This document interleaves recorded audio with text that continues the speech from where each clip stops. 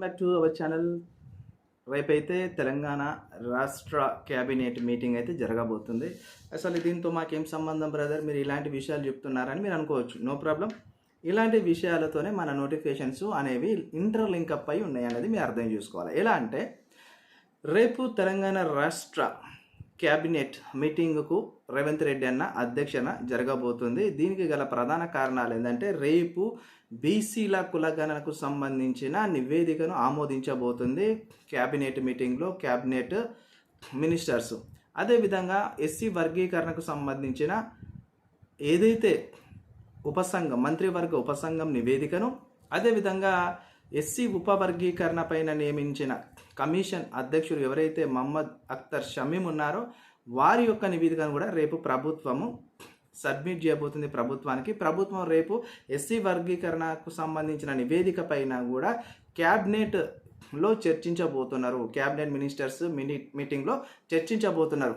రేపు చర్చించి ఏం చేస్తారంటే దీనికి ప్రత్యేకంగా ఒకరోజు అసెంబ్లీ సమావేశాన్ని నిర్వహించి ఇక్కడ బీసీ కులగణను సర్వేను ఆమోదిస్తారు. అదేవిధంగా ఎస్సీ ఉప సంఘం యొక్క నివేదికను కూడా ఆమోదించి ఎస్సీలకు యొక్క ఉప రిజర్వేషన్స్ ఏవైతే ఉన్నాయో సబ్ రిజర్వేషన్స్ వాటిపైన అసెంబ్లీలో చర్చ పెట్టి అసెంబ్లీ ఆమోద ముద్ర వేసి ఎస్సీ ఏబిసిడి వర్గీకరణ తొందరగా వేగవంతంగా చేస్తే మనకు నోటిఫికేషన్స్ అనేవి చకచకగా రిలీజ్ అయిపోతాయి. ఇంకా లేట్ చేసుకుంటా ఉంటే మనకు నోటిఫికేషన్స్ అనేది లేట్ అయ్యే అవకాశం కనిపిస్తుంది. అందుకని చెప్పేసి రేపు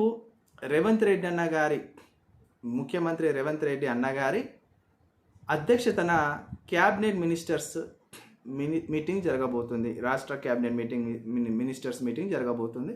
ఈ మినిస్టర్స్ మీటింగ్స్లో మెయిన్గా మనకు బీసీల రిజర్వేషన్ 42% పైన చర్చ జరగబోతుంది. అదేవిధంగా ఎస్సీ ఉపకులాల వర్గీకరణ పైన చర్చ జరగబోతుంది. ఎస్సీ ఉపకులాల వర్గీకరణ పైన ఇప్పటికే 5 రాష్ట్రాలు కమిషన్స్ను వేసినాయి. వాళ్ళందరూ కూడా ఆమోదించుకున్నారు. ఇంతకుముందు పూర్వం ఎవరైతే బీఆర్ఎస్ ప్రభుత్వంలో మాజీ ముఖ్యమంత్రి కేసీఆర్ గారు ఉన్నారో వారు కూడా అప్పుడు ఎస్సీ వర్గీకరణ పైన వాళ్ళ ప్రభుత్వం కూడా సానుకూలంగా స్పందించింది. ఎస్సీ వర్గీకరణ చేసుకోమని సుప్రీంకోర్టు చెబితే మేము చేసుకోవడానికి సిద్ధంగానే ఉన్నామని కేసీఆర్ కాలంలో కేసీఆర్ ప్రకటించిండు. మనకి రేవంత్ రెడ్డి అన్న సుప్రీంకోర్టు జడ్జిమెంట్ రాగానే మన రేవంత్ రెడ్డి అన్న ఏమన్నాడు, నేను ఎమ్మటే శాసనసభ సమావేశాలు ఏర్పాటు చేసి అవసరం అనుకుంటే ఇప్పటి నోటిఫికేషన్లకు వెళ్ళే ఎస్సీ వర్గీకరణను మేము ఇంప్లిమెంటేషన్ చేస్తామని అన్నాడు సంవత్సరం కిందట. కానీ ఇంప్లిమెంటేషన్ చేయలే. ఎందుకు? దాని విధి విధానాలు ఖరారు చేయాలి.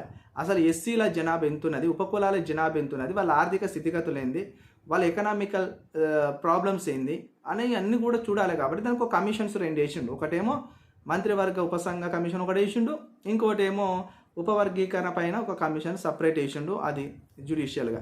సో కాబట్టి రెండింటికి సంబంధించిన నివేదికను ఈరోజు రేవంత్ రెడ్డి అన్న ముందర రాబోతుంది. అన్న ఆమోదించుకున్నాక రేపు క్యాబినెట్ మినిస్టర్స్ మీటింగ్లో చర్చించుకున్నాక దానికి అసెంబ్లీ సమావేశం ఏర్పాటు చేసుకొని అసెంబ్లీ సమావేశంలో వాటిని ఆమోదించే ప్రయత్నం అయితే జరగబోతుంది.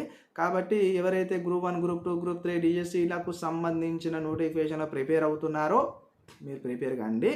ప్రిపేర్ అయ్యాక ఎస్సీ ఉపకులాల వారికి ఉద్యోగాలు ఈజీగా రాబోతున్నాయి. 100%.